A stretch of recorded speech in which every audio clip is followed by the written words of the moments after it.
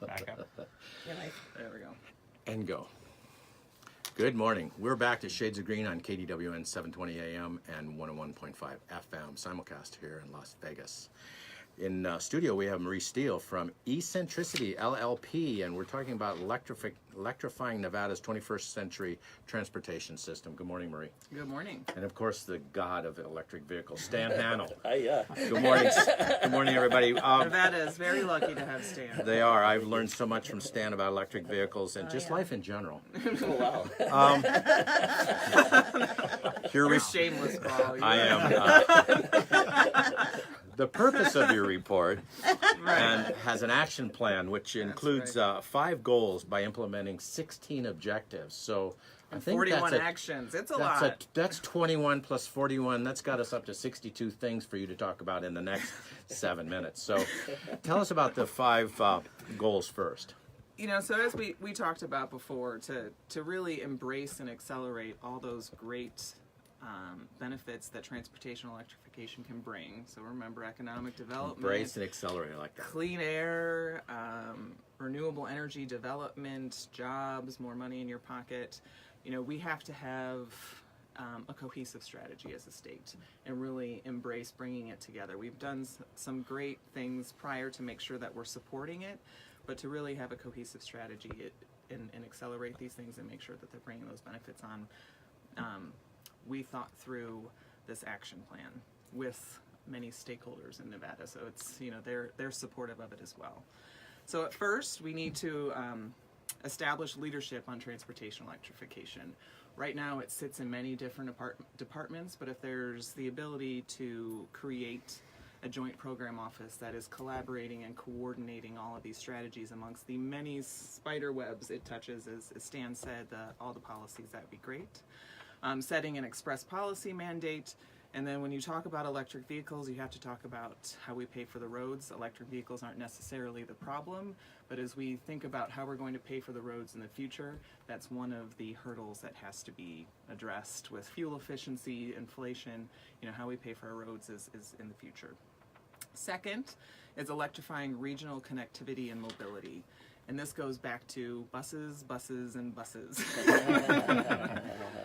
When you think about how many of them you see, whether it's the RTC or private charters or school buses, Clark County actually happens to be the 3rd largest, or maybe the 2nd largest school district from buses in the nation. No, for buses. Oh, for buses? For buses, it has 16, more than north of 1,600 school buses.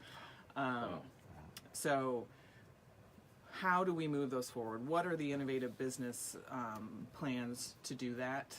You know, and then how do we integrate that load into the grid? So the PUC, the Public Utilities Commission, will be a very active participant in many of these actions, and you'll keep hearing how do we integrate it into the grid is a big piece of how we make sure that we increase the renewable energy development from these things. Right. So basically your electric vehicles are being fueled by fuel that's clean as well, coming from clean resources. Right. Yeah. Use our smart grid to talk to the cars. When do we charge at the appropriate time? You know, it's really this very connected solution. Third, electrify multimodal transportation for reduced congestion and livable communities. That's a mouthful. I was going to say that again. Electrify. Start to learn the word multimodal. You know, we move in different ways, whether it's your personal vehicle, whether it's public transit, whether it's your e-bike that you can share, or if it's your shared vehicle, an Uber or Lyft. So we need to think about those different multimodal and also your personal vehicle. What charging infrastructure are we going to have? We have the opportunity to study what charging infrastructure we're going to need in the future, because right now we actually have a program through NV Energy, an electric vehicle infrastructure demonstration program for incentives. So we have this opportunity to take now and study what we're really going to need for ACEs in the future, autonomous, connected, electric, and shared, to see what the future looks like. And then also, you know, what, for your personal vehicle, the education and outreach, what we need to do to get people into electric cars. So that's multimodal and reducing congestion in livable communities. That's 3. That's 3. I Got promise 2 I'll more. go quick. Support advanced electrified transportation technologies and development. And this is that conversation we had about autonomous. We really need to continue to promote pilots around autonomous vehicles, connected, and investing in our infrastructure and transportation systems. So continue to make those smart technology investments, and the state is doing a fantastic job at that, and just continue moving that forward. And lastly, electrify efficient movement of goods and services. So that's electrifying your fleets when you think of businesses. Then you also have to think about the future when you hear of e-aviation. Drones are going to be overwhelmingly electric. Delivery, so airports. There's a multitude of things, from fleets and different types of modes of transportation, whether it's aviation or things like that. How we move that forward, government fleets, do we do different procurement processes at a state level to make sure that we advance this ability? So in those 5 objectives...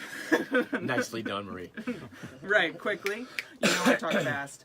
There is a very lengthy action plan that is already, working with the state agencies and local agencies to move that forward, and the strategic coordination of it is really the way to move that forward. But an express policy mandate to really push it forward, to say it is important to the state to embrace this and move it forward, is really paramount. So I see this as a big lift, and so it's going to take a lot of action by a lot of different people and agencies to make it all work, but the outcome should be very exciting. I mean, I see solar panels sitting out there at gas stations with recharging stations connected to them, and you pull up and you don't even have to connect your wires, you just pull up over a platform. It charges your vehicle while you're filling up on soda and chips, and your vehicle will be filling up on electrons, so that's great stuff. What do you see as some of the challenges? I mean, talking about all these different agencies and people and what we're trying to achieve, but the challenges of getting the policies together, where are we headed with that?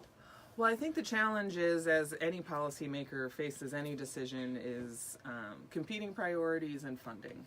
And so this report really took a deep dive into putting forth different funding opportunities for it. We didn't pretend to pull money out of the air. But if there is one big ask, it is to put the stake in the ground that this is a priority for the state, so that we can have that coordination amongst the different entities to move this forward, because they're ready. Everyone acknowledges that transportation is the next frontier of carbon reduction opportunities, and then the other benefits around economic development and renewable energy development flourishes from it. But clean air is paramount amongst our carbon reduction priorities. And all true. I've been working this field for many years, and clean air is great, but it doesn't pay the bills. So reducing the operating cost and having clean air as a byproduct, if you will, although some of us see it as one of the goals and a target, a lot of the people who are this second piece, the funding, are less concerned with clean air and more concerned with what does it cost to run. So if we can show that it's a cheaper operating cost and it cleans the environment, then that's really a good thing. We should be able to get a lot of help from that. We've got a lot more to talk about here yet today, so we're going to take a quick break, and we'll be right back to Shades of Green on KDWN.